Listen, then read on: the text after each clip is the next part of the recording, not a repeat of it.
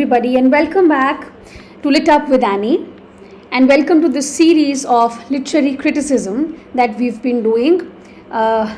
It's for everyone who's preparing for either you're preparing for NET or HPSC. So all the lessons that I've done in this session, in this series, literary criticism, are from the syllabus of HPSC, so it will benefit you and of course the others who are preparing for any other exam which is based on English literature. In this session today, it's a very important essay that we're going to talk about, Tradition and Individual Talent by T.S. Eliot. Now it's of course not only the HPSC students who need this, it's for everybody, right? This essay was published in 1919, okay, and it was published in this periodical which was called The Egoist.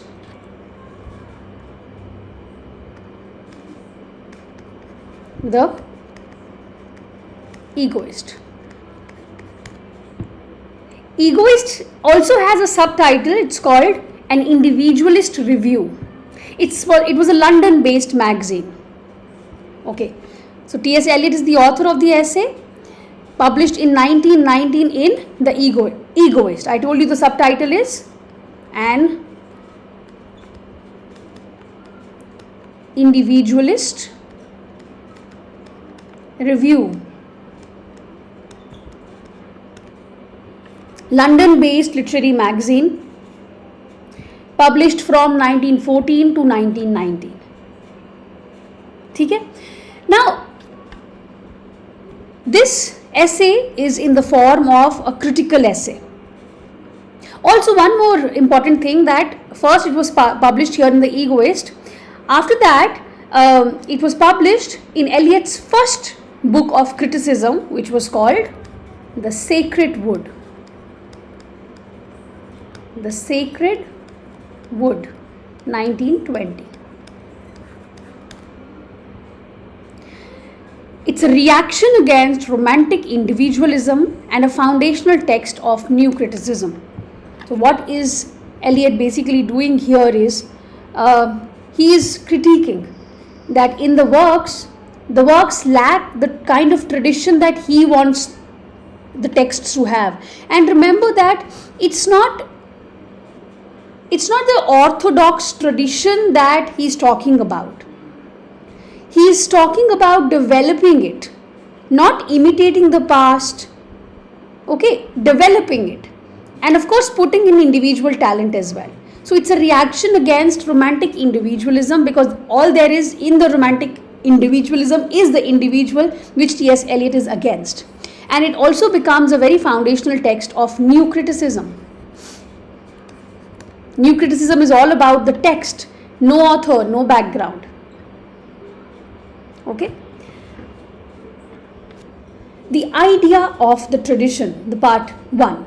So there is a rejection of popular understanding of tradition. Whatever you understand by tradition, your popular belief hai, he rejects that. And he criticizes the conventional idea of tradition as something that is inherited blindly.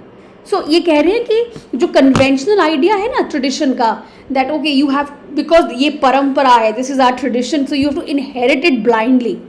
He is criticizing that, a mere following of the ways of the immediate generation before us. For example, sometimes in our households we are told, this is how things are done in our household, you have to follow it. Blindly you have to follow it. And when you question anything from your elders regarding a particular belief or a particular ritual, let's say, they have no answers many times. They say, it's just like this, we have to follow it, because probably they are scared of something going wrong when it comes to religion also. So Eliot is criticizing that conventional idea of tradition being something that you have to inherit blindly, a mere following of the ways of the generation before us. So for Eliot, tradition is not simply repetition or imitation, but a conscious historical awareness. You have to be aware, you have to develop it. Okay? You don't have to imitate it. So tradition as historical sense. He is defining it now. So he defines the historical sense as the perception of the pastness of the past and its presence. What is this historical sense?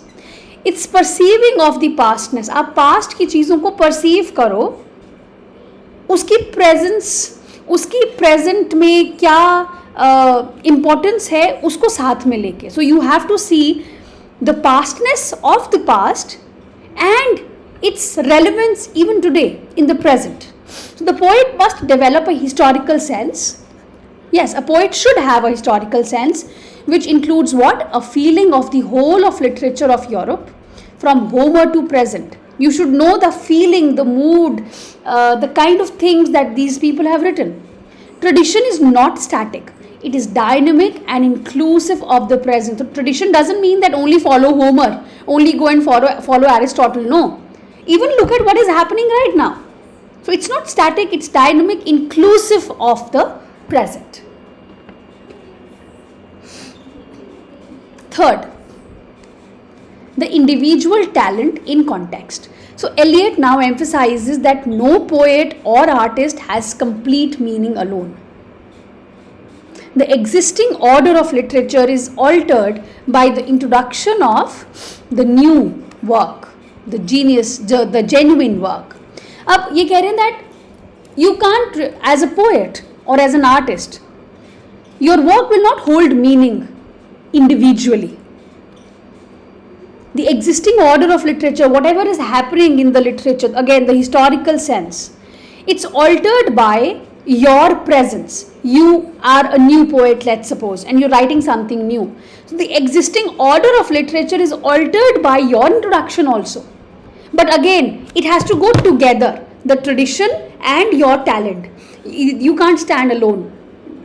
कि सिर्फ tradition की बात कर रहे हो या सिर्फ individual talent की नहीं. So a new work of art reorders the tradition just as much as it is shaped by it. So you as a new poet are writing a poem, let's say love. You wrote love. Now this poem that you wrote is altered, of course, by the history, the tradition. It is altered by it, but even your work is altering it. So it's a two-way process. Therefore, a true poet contributes to tradition by modifying it. Part 2 is the impersonal theory of poetry.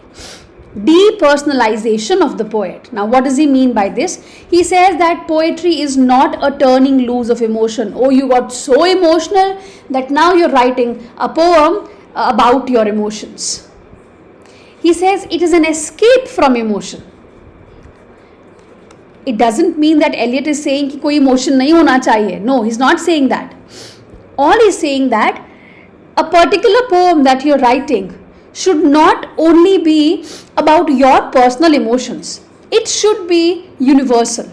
Yes, you have to put emotions in it, but those emotions should be inclined with the other readers as well. Readers को आप influence मत करो आप अपने सिर्फ emotions के साथ. The personality of the poet should not be present in the poem. So if I am, let's say you write a poem love and I am reading it as a reader, I should not only see you as a poet in this poem. It should appeal universally. ठीक है? So your personality should not be present in this poem. Only your emotions should not be. If you'll put only your emotions, I think this, I think that, then it will be full of your personality. It shouldn't be there. A poet must surrender himself to the work, not express himself. So you have to surrender to the work. You don't have to only express yourself through the work. You have to surrender to it. Meaning that, again, right, having a universal appeal. Second here is the analogy of the catalyst. So he gives a comparison of the poet to a catalyst, a chemical reaction ki tarah. So Eliot uses the chemical analogy of platinum. In the reaction between sulfur dioxide and oxygen, he's showing all his science here now. So he says when there is a reaction between sulfur dioxide and oxygen to form sulfurous acid, platinum acts as a catalyst. कोई एक catalyst चाहिए ना एक chemical reaction को take place करने के लिए. तो जब sulphur dioxide I think SO2 plus O2 मिलते हैं तो आई थिंक क्या बनता है, जो भी बनता है it needs a platinum. Platinum is something that acts as a catalyst. तो कैटलिस्ट जो है इज अनचेंज्ड, वो रहेगा ही रहेगा, अनअफेक्टेड, दो it enables the reaction.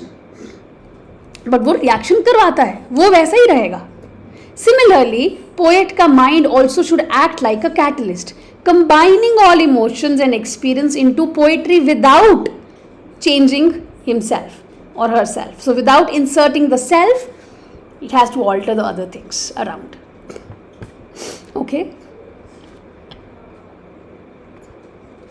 Third, the mind of the poet as a receptacle. Now, the poet's mind is like a receptacle for seizing and storing up numberless feelings, phrases and images. अब दिमाग जो है poet का एक वो it's like receiving things, so for seizing and storing up numberless emotions, phrases, feelings.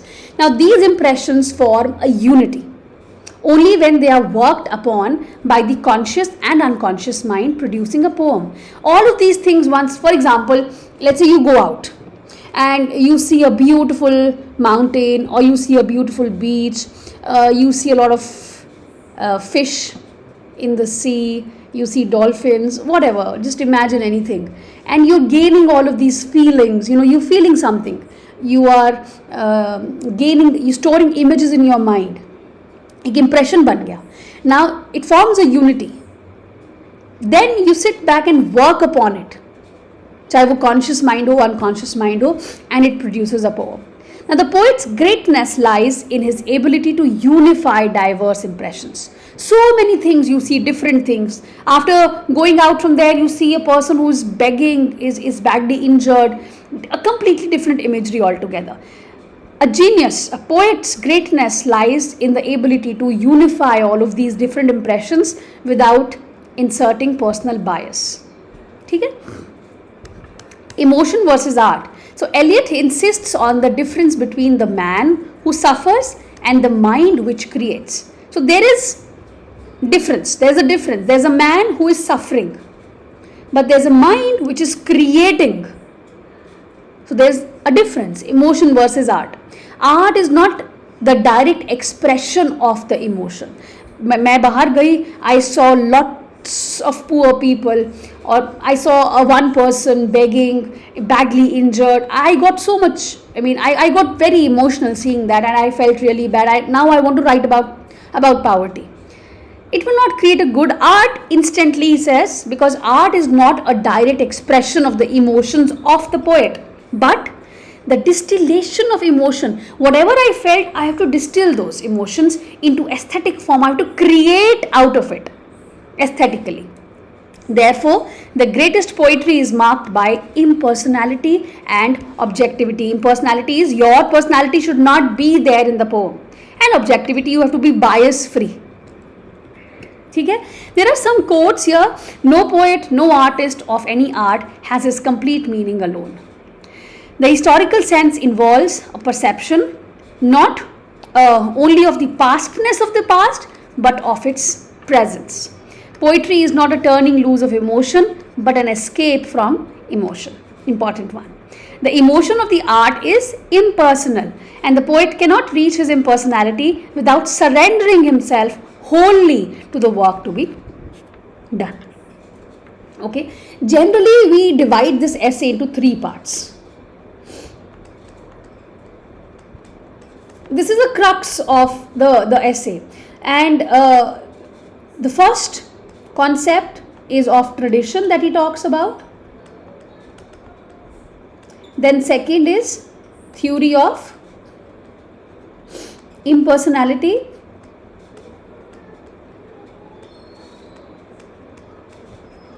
And finally, there's a conclusion. Eliot presents his conception of tradition and the definition of the poet and poetry in relation to it. तो ठीक है, वो यही करना चाहते हैं. He wants to correct the fact कि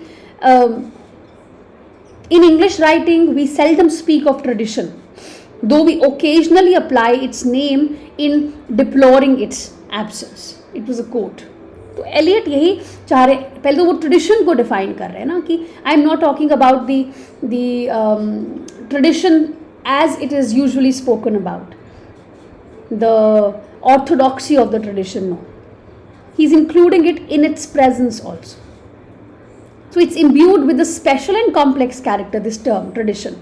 It represents a simultaneous order, by which Eliot means a historical timelessness, a fusion of past and present, and at the same time a sense of present temporality. Let's look at the summary in a nutshell. So tradition, a living, evolving awareness of past literature. Individual talent has meaning only within the literary tradition. Role of the poet acts as a catalyst, not a confessional subject. Impersonality, art is depersonalized emotion, not autobiographical. Emotion in poetry must be transformed and distilled, not directly expressed. Historical sense, awareness of literature as a continuum. So it's continuous. It's not static. It's dynamic. Okay. I hope it's clear.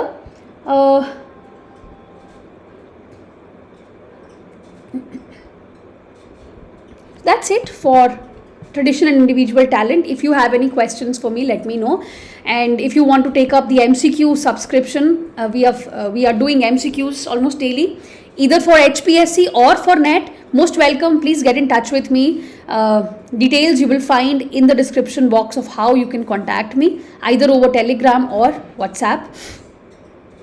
Till your exam, you can take up the MCQs. It's like a revision batch for your exam through MCQs. Alright, in a short span of time, थोड़े दिनों के बाद, probably we'll start with bigger tests also, mock tests.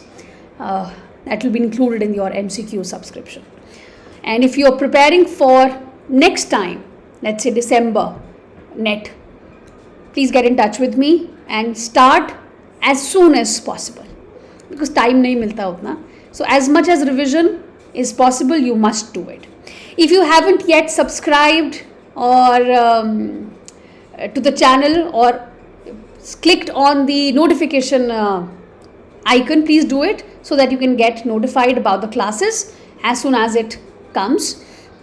And if you know somebody who might be helped because of the classes, please share my YouTube entire profile with them, with your maybe MA groups you have, BA groups you have.